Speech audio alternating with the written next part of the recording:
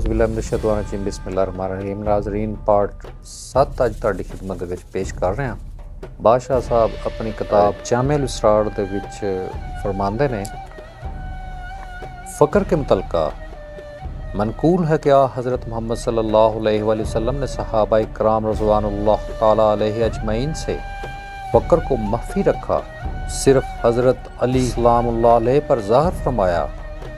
جب انہیں عطا فرمایا تو آپ نے اپنے آپ کو راہ خدا میں 70 بار فروخت کیا اور سائل کو کبھی خالی نہ جانے دیا۔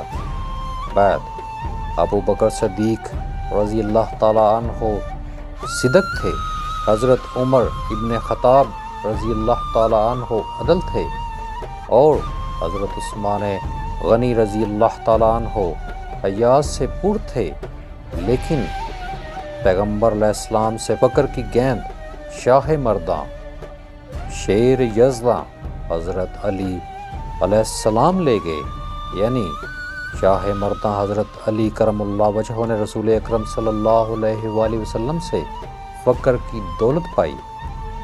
اب حسب ذیل 4 پیروں کو شناخت کر لو۔ اول، صدیقوں کے پیر ابو بکر صدیق رضی اللہ تعالیٰ عنہ۔ دوم، عادلوں کے پیر حضرت عمر خطاب رضی اللہ تعالیٰ عنہ۔ اور تیسرے، اہل حیا کے پیر حضرت عثمان غنی رضی اللہ تعالیٰ عنہ۔ اور چوتھے، عالموں اور فقیروں کے پیر حضرت علی کرم اللہ وجہہ ہیں۔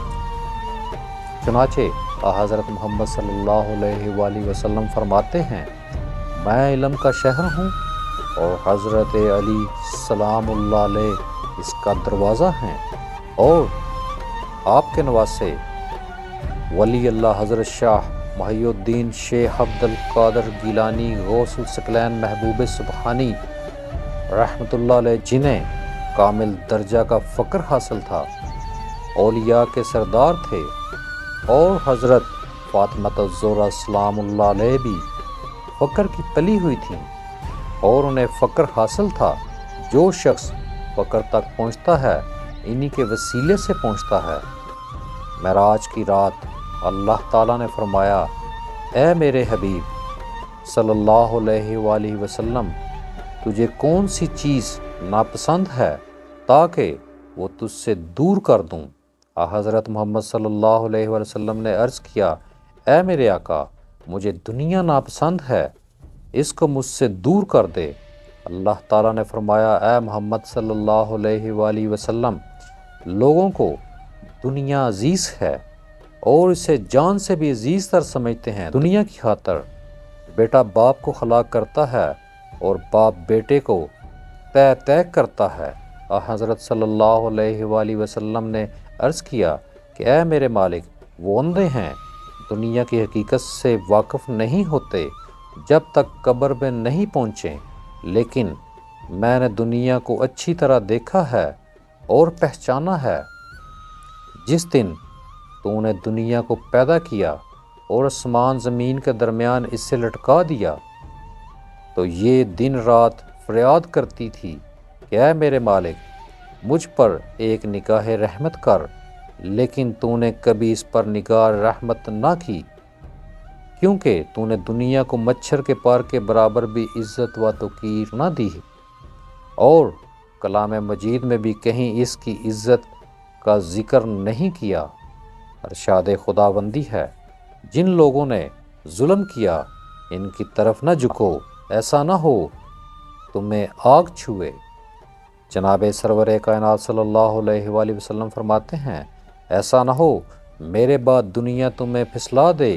اللہ تعالیٰ نے حضرت موسیٰ علیہ السلام کی طرف وحی بھیجی کہ دنیا کی محبت کی طرف مائل نہ ہونا، اس سے ہمیشہ شدید کراہت محسوس کرنا۔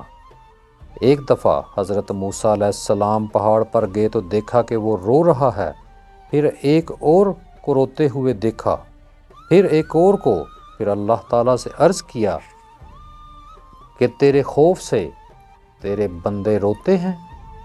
فرمایا، اے ابن عمران، اگر روتے روتے ان کی آنکھوں کی راہ دماغ تک نکل جائے تو دعا کے لیے ہاتھ اٹھاتے اٹھاتے تھک جائیں تو بھی اسے نہیں بخشوں گا، اور وہ دنیا کی محبت ہے۔ جناب سرور کائنات صلی اللہ علیہ وآلہ وسلم فرماتے ہیں، دین اور دنیا کی محبت ایک برتن میں نہیں رہ سکتی، جس طرح آگ اور پانی ایک برتن میں نہیں سما سکتے۔ نیز فرمایا، اللہ تعالیٰ کی یاد کے بغیر دنیا اور اس کے اندر جو کچھ ہے سب لعنت زدہ ہے۔ جی ناظرین، یہ ساڈا پارٹ 7 سی، اسی اج اسے نہیں نیکسٹ پارٹ اسے فیض باہو چینل نال جڑے رہو۔ اس چینل نو سبسکرائب کرنا نہ بھولیو۔ تہاڈی محبتاں دا بہت شکریہ، وقت دین دا بہت شکریہ۔ جیندے بستے رہو۔ اللہ حافظ۔